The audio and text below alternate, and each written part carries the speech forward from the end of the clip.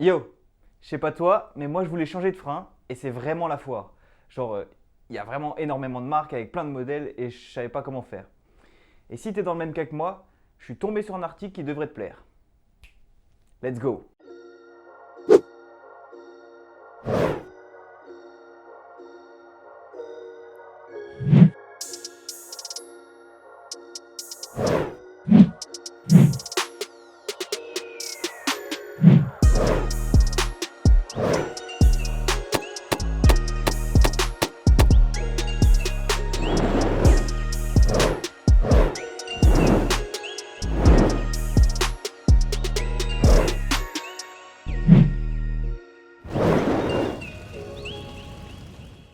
Ok, donc l'article sur lequel je suis tombé, c'est un article de Enduro MTB, qui est un magazine allemand en ligne, qui est traduit en anglais en plus, donc je vais mettre les liens dans la description. Mais en gros, ce qu'ils ont fait, c'est qu'ils ont testé plein de freins pendant 6 mois, et surtout, ils ont fait un test sur un banc. L'avantage du banc d'essai, c'est qu'on va pouvoir faire exactement le même test pour tous les freins, et on va vraiment pouvoir les comparer en faisant des mesures de durée de freinage, et faire un classement parmi tous les freins.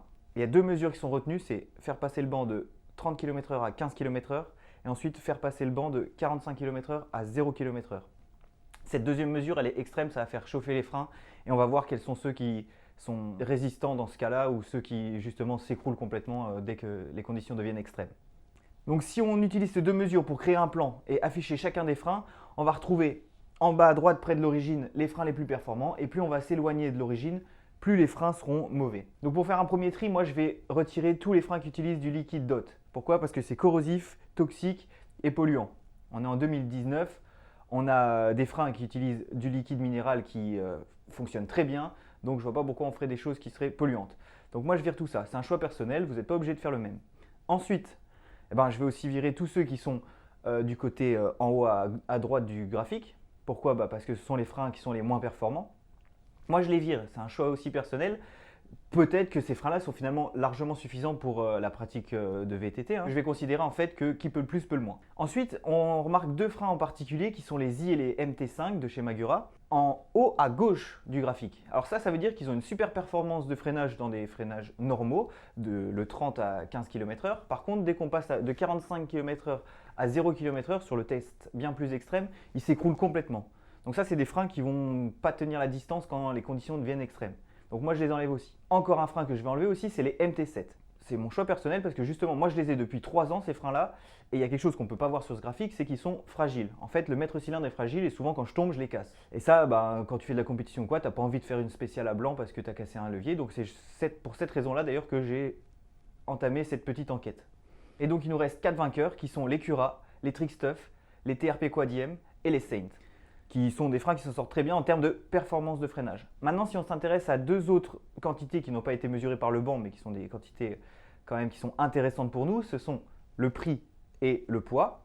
Ce qu'on remarque, c'est que déjà, il y a un vainqueur absolu en termes de performance. Si on oublie le prix, ce sont les Trickstuff, super performants en termes de freinage et ils sont super légers. Par contre, ils sont super chers. Donc moi, ce ne sera pas mon choix personnellement. Par contre, si vous avez le budget, faites-vous plaisir. Ensuite, mon vainqueur, en tout cas sur ce test-là, ça va être les Cura. Pourquoi? Parce que les Cura, ils sont performants en termes de freinage, d'après le test sur le banc. En plus, ils sont légers, relativement légers, et surtout, ils sont pas chers, quoi. Enfin, c'est vraiment le meilleur rapport qualité-prix et tout en termes de puissance.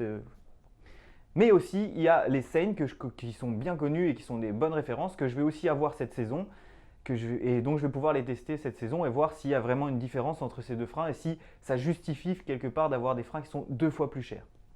Et enfin, les TRP Quadiem que je ne connaissais pas jusqu'à présent et qui sont à l'air très performants. Qui sont assez équivalents finalement aux Saint par rapport à toutes ces caractéristiques-là. Reste à voir s'ils sont solides, etc. Ça, c'est des choses que je ne peux pas voir ici. Voilà, donc moi cette saison, je vais avoir l'occasion d'essayer les deux. J'aurai des Cura et des Saint et je pourrai voir s'il y a une vraie différence entre ces deux freins ou si finalement les formulas sont vraiment si bons qu'ils n'en ont l'air.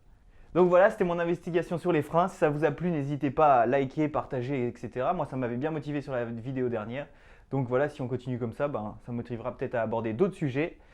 Allez, salut, on se revoit dans une prochaine vidéo.